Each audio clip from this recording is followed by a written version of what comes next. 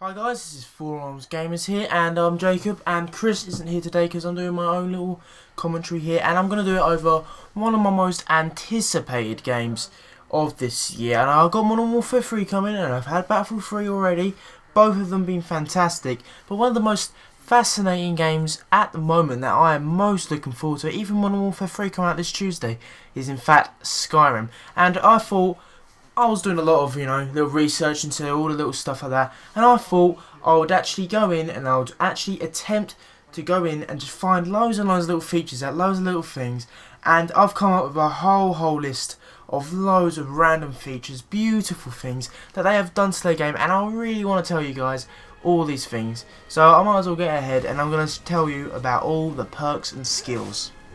Yeah, so the skills work a lot different now. There are no more like star signs and classes like you did in Oblivion at the start. Now, basically, the way it goes is that the major and minor skills have been mixed together, rolled up all into one, and they all level you up by themselves. So like, putting up your blade skill, for example, that will put up your levels and everything. And that will slowly but surely go up, and everything will contribute, even the minor skills will contribute. So then you could be able to go back to sleep and that sort of thing, and then you'll level up your main skills. The main skills being something like intelligence or strength, for example. Perks are basically for every single skill has its own perk tree, and they are what defines your player and how he will play and how he will basically earn money and etc. like that. Basically, you can decide whether you want the perks to make your guy a Hulk and basically go around beating the hell out of civilians and beating the hell out of peasants. I don't know what you want to do. It's up to you whether or not you do that. Me, myself, not going to do that. It's kind of awkward. I mean, what do they do to you? It's a bit harsh, really. Or you maybe even go around, be a bit member of the Dark Brotherhood, be a little sneaky little ninja, and go around stabbing people up. That's the way you roll. These perks basically include stuff like doing extra damage or extra sneak, for example, and special moves that I will go on to a little bit later.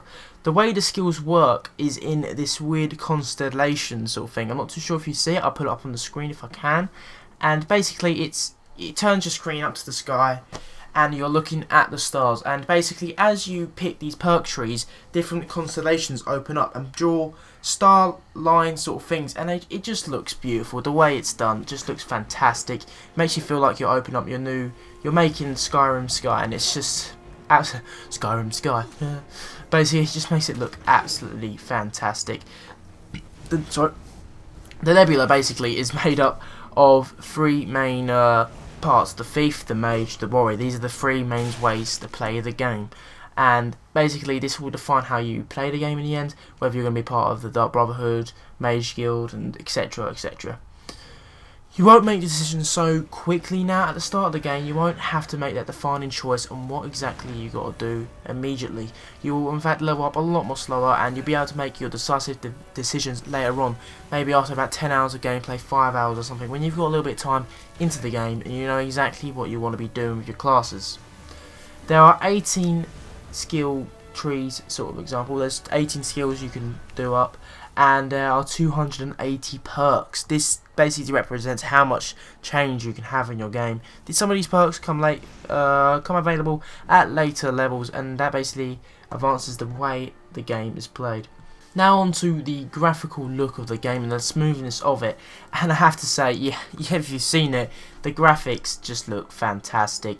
The rendering of landscapes goes much further now, and it just looks absolutely beautiful. There's no more running into like little, when you used to be on a horse, you'd be jumping around and you look like about 100 meters ahead, and you'd just be like some flat patchy old mush, and it just used to look terrible. And I don't know if this is just me, but am I the only one who fantasizes about how trees in a game must look absolutely perfect? This sounds absolutely weird, but when I see a tree in a game, I want to look at that tree and feel that looks like a real life tree, the way it moves, the way the wind blows, etc, etc. And I have to say, Skyrim, they've ticked my boxes with that, and it just looks fantastic.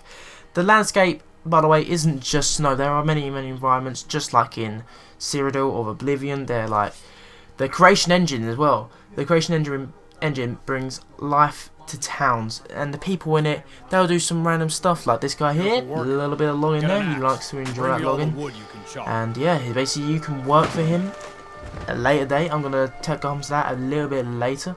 Everything in the game is hand drawn. Every single cave, town, castle, everything is hand drawn, and it'll just make it look so much authentic, much better than Oblivion, when all the caves sometimes seem to be a little bit similar.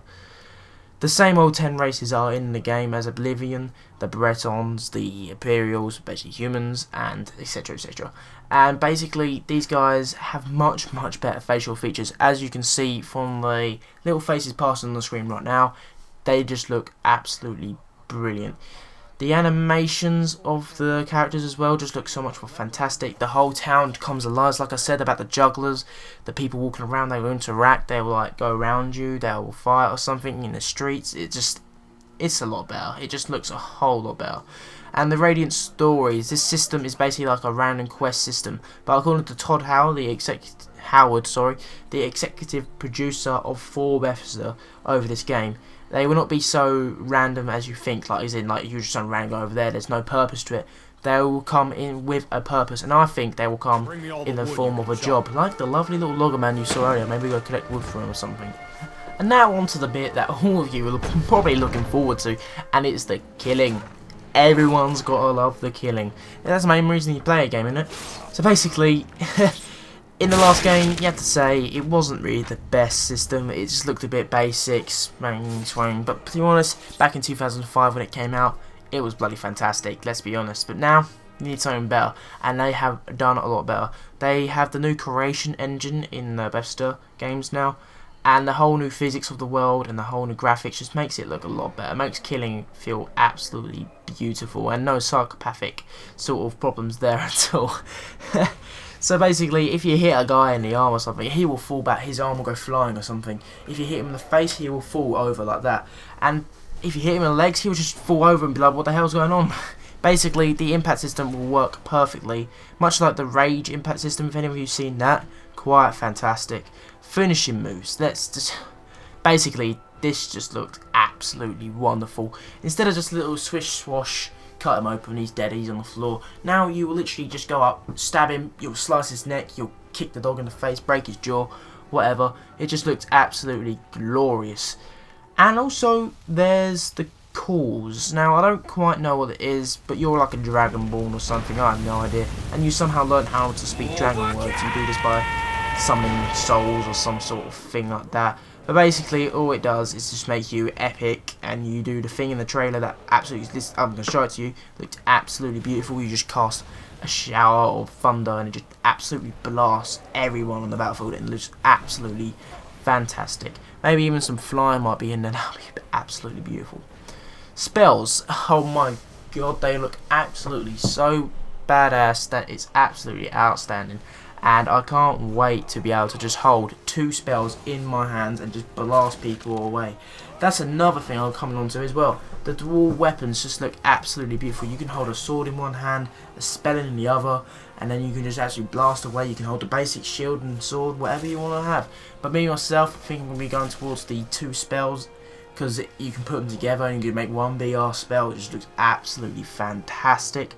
You can also, and also a question I wanted to ask, can you have a shield and a shield?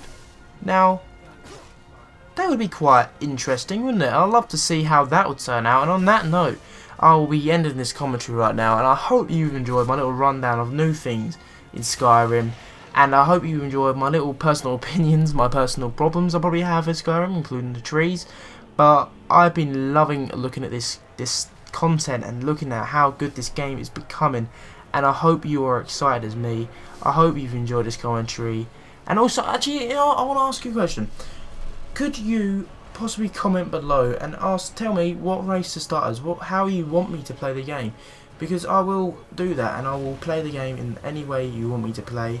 I will join the Dark Brotherhood. I'll go against all my morals